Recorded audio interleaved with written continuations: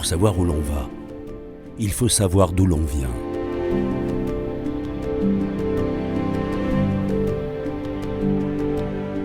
La notoriété du vin de Sancerre, aujourd'hui mondiale, remonte à l'Antiquité.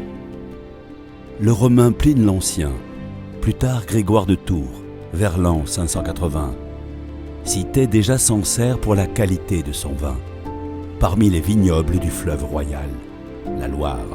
Qui est donc le fleuve le plus proche de Sancerre et qui influe énormément sur le microclimat de notre vignoble.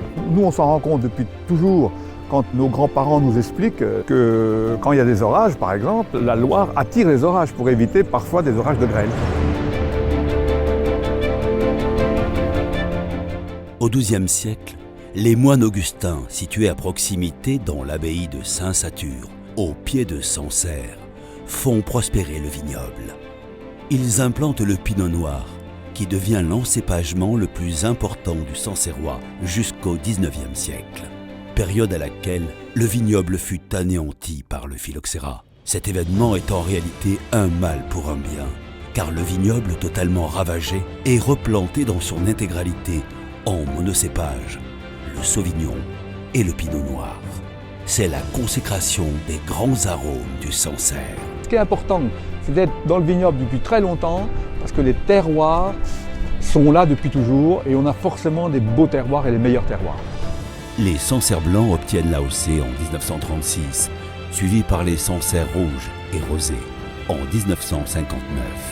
La typicité des vins de Sancerre est vraiment le parcellaire avec des vins qui s'expriment en arômes qu'on retrouve uniquement dans notre région. Spécifiquement le calcaire qui donne l'expression au vin qu'il magnifie et qui est vraiment exceptionnel. Tout a commencé ici.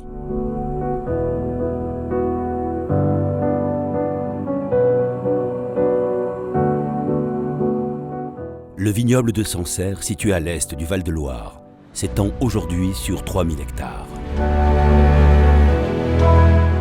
Au cœur de ce vignoble, à Verdigny, un des plus beaux villages du Sancerrois, le domaine Reverdy du Cros, dont l'histoire remonte au XVIe siècle, est transmis de père en fils, dans le plus grand respect des traditions depuis 14 générations.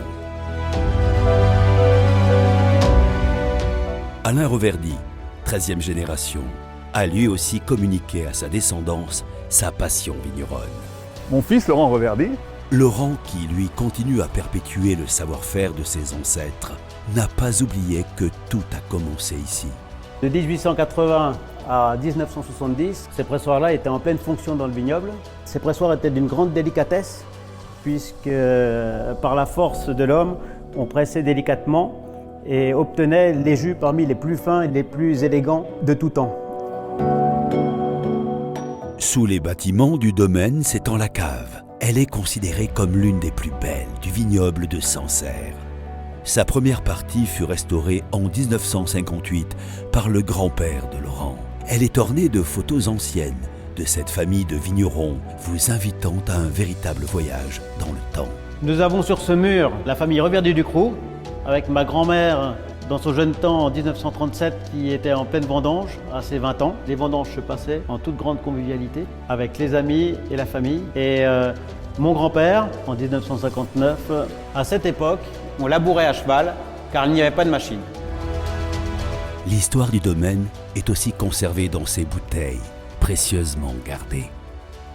Derrière cette grille sont préservés les plus anciens millésimes de Sancerre. Et les plus rares, comme par exemple cette vieille bouteille des années 60, de qualité exceptionnelle. C'est l'héritage de nos aïeux.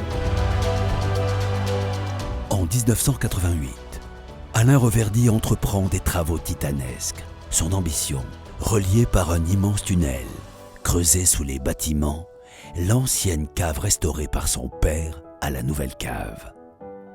Celles-ci vont agrandir encore ce dédale de galeries souterraines. Au bout du tunnel se trouve la cave la plus enterrée du domaine qui nous permet un élevage idéal. Des caves profondes pour travailler les vins par gravité, dont l'hygrométrie est naturelle, la température optimale pour l'expression des meilleurs crus.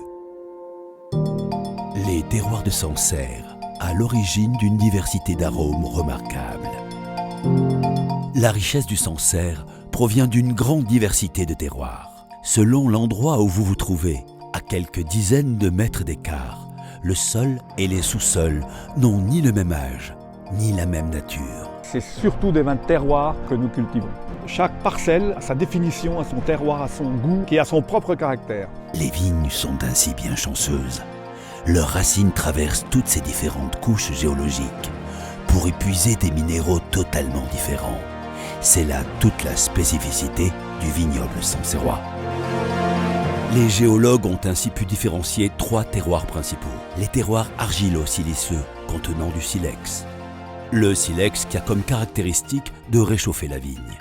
Cette terre est la plus jeune du vignoble et représente 10% des terroirs du domaine Reverdy du Crau. Nous sommes au pied du village de Sancerre, dans les terrains siliceux qu'on appelle silex, qui donnent toute la droiture et la minéralité de ce type de vin. Ça fait donc des vins qui sont vraiment très secs.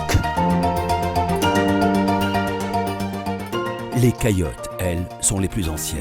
Ce sont des roches très pierreuses, caractérisées par de gros éclats de calcaire. Vieilles de 150 millions d'années, elles représentent 70% des terroirs du domaine.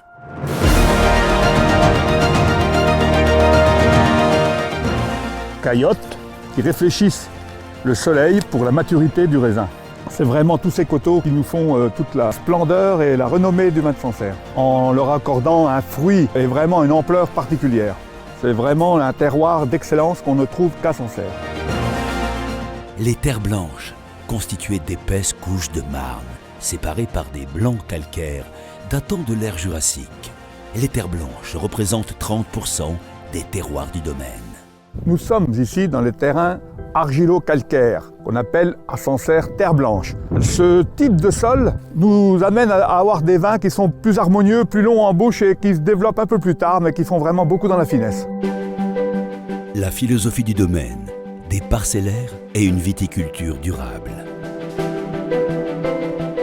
Le domaine Reverdy du Crau s'étend aujourd'hui sur une 50aine de parcelles, réparties sur 7 communes au cœur du vignoble sancerrois.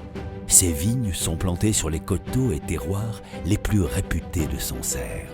À l'avènement de l'œnologie, le domaine a développé des cuvées parcellaires selon le modèle bourguignon, en cultivant ses vignes dans le plus grand respect de l'environnement. Depuis ces dernières années, tout le monde a envie de travailler naturellement. Depuis plusieurs années, le domaine s'est engagé dans une viticulture durable et a ainsi obtenu le label HVE, Haute Valeur Environnementale. Ce sésame est décerné aux exploitations respectant la biodiversité et faisant état d'un bon bilan carbone. Nous travaillons en culture raisonnée. L'idée, c'est de plus du tout désherber au chimique et de travailler avec des charrues. On enlève toutes les mauvaises herbes qui sont concurrentes de la pousse de la vigne et néfastes dans l'aromatique de tous les vins. Afin d'assurer une protection préventive contre les parasites ravageurs de la vigne, Laurent Reverdy utilise des mécanismes naturels comme les insectes. On a des petits papillons qui volent sur tout le domaine et qui évitent le développement pour tout ce qui est insectes, pour tout ce qui est acariose par exemple. C'est la nature qui agit pour lutter contre les maladies. Le travail au domaine, au rythme de la vigne. Les saisons défilent à Sancerre et la météo change en permanence. Ces 2 éléments primordiaux dictent l'emploi du temps et les tâches quotidiennes à accomplir au domaine, pour toujours avoir des vignes et des raisins de grande qualité. Le métier de vigneron ne s'improvise pas. Le travail du vigneron, c'est pas de la magie. C'est des heures et des heures de travail tout au long de l'année qui aboutissent à obtenir les plus jolis raisins pour en faire les meilleurs vins. Le travail de la terre, c'est aussi le vin qu'on y produit et c'est là l'intérêt du vigneron de mettre tout en œuvre pour arriver à des millésimes exceptionnels. L'aboutissement de cette année passée à façonner la terre et la vigne du domaine sont les vendanges. Le choix de la date de récolte est essentiel. On ne doit pas mettre toute l'année de travail en l'air pour 3 jours de mauvaise maturité. Il faut savoir être à l'écoute du raisin pour prendre la bonne décision, si importante pour le futur millésime. Il faut que les acidités soient tombées et il faut que surtout l'aromatique qu'on va transcrire dans les bouteilles soit bien présent. En fait, le raisin, quand il est bien doré comme ça c'est au top.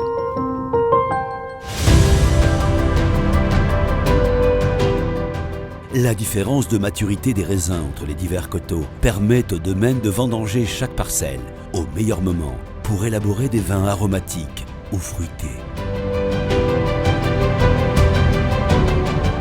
À la cave, les pressoirs ont été totalement modernisés pour obtenir les meilleurs jus, ainsi que la cuverie qui permet une vinification douce et soignée. Enfin, un élevage subtil et délicat en fût de chêne pour certaines parcelles fait naître des cuvées riches de la substance de chaque terroir, reflétant chacune une expression et un raffinement unique. J'espère que vous avez passé un bon moment. On vous souhaite une bonne dégustation.